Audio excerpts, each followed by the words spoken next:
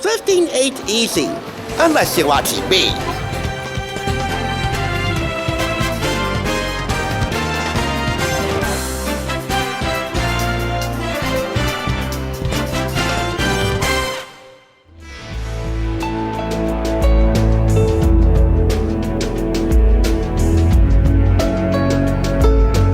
Welcome back. You're watching the Thrift Store Rundown, where we bring Hollywood home on a budget. You know, it'll be just a little over an hour before this Saturday morning, if you're watching our week of Saturday morning cartoon reviews, wraps up in real time.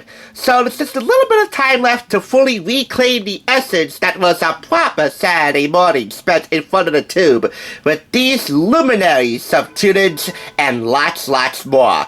All contained in this special tribute book, which really was the catalyst of this entire week. It brought everything together, and yet it almost didn't. I found this book each Saturday morning, celebrating the golden era of cartoons from the 1960s to the 1990s at Value Village in Hawthorne for $14.99. It almost didn't make it in. I will say this. Thank goodness for Pinky and the Brain, my father's most favorite cartoon. It was my father's connection with this show that made the manager of Value Village in Hawthorne discount this at 50% off the sticker price, which is why you don't see the price tag on here. She took it off. 50% off $14.99. Thank God for Pinky and the Brain, and for the manager of Value Village who had mercy on my nostalgic soul. But they're just the tip of the 90s iceberg. We got Alvin and the Chipmunks, Teenage Mutant Ninja Turtles, Johnny Quest, Josie and the Pussycats, the Care Bears, okay, He-Man, and Schoolhouse Rock, and many others, plus 11 classic commercials, because as we all know, commercials were such a vital part of our Saturday morning TV enjoyment. This book This book was published by Becca and Mayer Publishing and co-authored by Joe Garner and Michael Ashley with a foreword by Howard Bobby Mandel. I know Bobby's not his real middle name, but way back when, he had his own Saturday morning show, Bobby's World. He was the creator, executive producer, and live-action star alongside the rather animated Bobby. So he provides the foreword. I'm going to expedite this as fast as I can, in part because, one, there's so much ground to cover. If I stand here talking about this and tell you how I really feel, we'd be sitting here for like a good half hour. And two, my camera's going to die. So we're going to go era by era, one cartoon per each era, so we're going to highlight a few of them. We begin with the Bugs Bunny show. Every show in here tells you how many years they were on the air, the networks that they were on the air, the number of episodes they made, and the characters and voice actors. They give you archival material such as images from the show, live action, behind-the-scenes images, original sketches, and much more. And I gotta say, heed must be paid to the holy hair indeed. This is just one of 11 commercials after these messages that you'll find in here. It's all about Slinky. The commercials, like the TV shows, definitely span generations of enjoyment. Moving on to a profile on probably the kings of television animation throughout the decades represented in here, Bill Hanna and Joe Barbera. That's what keeps me going, dreaming, inventing, and hoping and dreaming some more in order to keep dreaming. That quote's directly attributed to Joe Barbera, but that definitely fits them individually and jointly. Bill and Joe. They ruled the roost throughout these 4 decades when Saturday morning animation was truly golden. In the 80s, Disney came along and made it a double crown winner, and Warner Brothers Animation came in the 90s and made it a triple crown winner. So, yeah, they were definitely a dominant force, but were more than willing to share the crown with other real people who had real talent, all of which was dedicated to making our Saturday mornings real enjoyable. So I'm glad they have a profile here. Look at them decked out in their suits. They really do take animated silliness seriously. To that end, I gotta highlight Scooby-Doo, Where Are You? We're in the 70s now. And I've done a few Scooby-Doo reviews, mainly What's New Scooby-Doo, the modern take from the mid-2000s, with the rock songs added in every chase scene.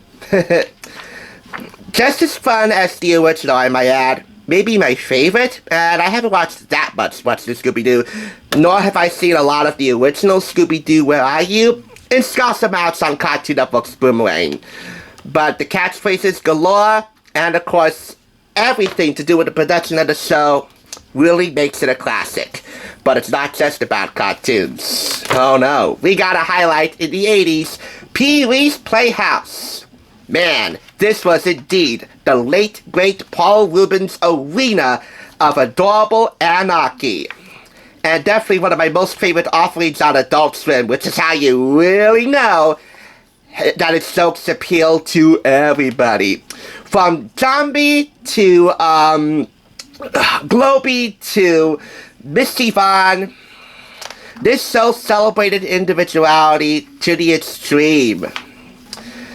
Sticky to the status quo scared Pee-wee Herman just as much as that salesman who traveled door to door to bring him this incredible offer. I didn't really mind the salesman, but he always set the door on him. We never got to know what that incredible offer was. Oh well. And hi, Teddy Ruxpin. Far less annoying than the, what do you call those? Yeah, Furbies. Furbies of the day. Far less annoying and far more adorable, even though I never owned a Teddy Ruxpin. We're on to Garfield and Friends now. I'm not highlighting Garfield and Friends itself, but I do want to highlight this ideal Saturday morning schedule for CBS. They were competing with ABC and NBC for the most ideal Saturday morning cartoon lineup before Fox was even a thing, and they could compete alongside the other three, the big three. But we have Dake the Little Dinosaur, Muppet Babies, which has its own section, Pee-wee's Playhouse, The California Raisins, Garfield and Friends right here, and Weird Dog and the Dweebs from 1989. Definitely one of the more ideal representations of a kid's favorite Saturday morning lineup. Oh, but the creme de la crop awaits in the 90s. I was born to the tail end of 1998, and yet I can't get enough Animaniacs. Let me tell you, there's Freakazoid, there's Pinky and the Brain, as I mentioned at the beginning. There's Pinky, Elmira and the Brain. There's Tiny Toons Adventures. Oh, but Animaniacs, Yakko, Wacko, and Dot Warner, they're in a class all by themselves. Truly golden, and not just according to the 8 Daytime Emmys, but the real talent it took to win them all, and to stay relevant and timeless all these years. Rob Paulson, Yakko, Tess Harnell, Wacko, Tess McNeil, as the cute little sister Dot, and dare I say, just as cute now as he was back then, live action and animated. Let me tell you something, the original skits with the Animaniacs themselves, Pinky and the Brain, Goodfellas, Minerva Mink, Slappy Squirrel.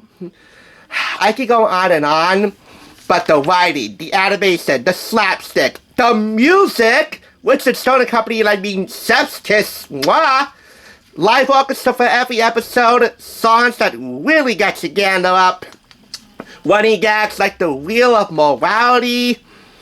Oy. Animaniacs is truly outstanding television. One of my most favorite cartoons. I have 3 volumes already on DVD. I have to do 2 more, and by Jove, I'm getting volume number 4. I could really go on and on about these cartoons, but every single one of them deserves to be in here. All of them were judged upon their longevity, their staying power, their originality, their creativity, and the industry accolades, the acclaim from industry peers. How many Emmys and Peabodys they won over the years, from Fat Albert and the Cosby Kids, which we shall never talk about again, to Albert and the Chipmunks, the Care Bears, if you do happen to swing that way, TMNT, Bobby's World, of course, Darkwing Duck, and there's also a mention of the Disney's Gummy Bears. get tuned in. And stay tuned in. That's all I gotta say for this. $34.99 in the US, $45.99 in Canada, £24.99 in the UK. From Quarto Publishing Group, Becca and Mayer Books, all in all. You know, it's 4.5 out of 5 claps. It is just perfect. Why am I withholding the full 5 clap rating? They should have mentioned The New Adventures of Winnie the Pooh, which was one of the more venerable takes on one of Disney's most classic characters, right next to Mickey Mouse. And I also would appreciate it if they added in the animated spin-off to Punky Brewster Soleil Moon Frye. Nevertheless, this truly is what brought the entire week together and can make you feel like Saturday morning, any morning, noon, or night. Thanks for tuning in. Just so you know, there's no limit to bringing Hollywood home on a budget. Please go ahead and check out another awesome review like this one by clicking here, and make sure you subscribe by clicking here. Until next time, I'll catch you, as I always do, on the flip side.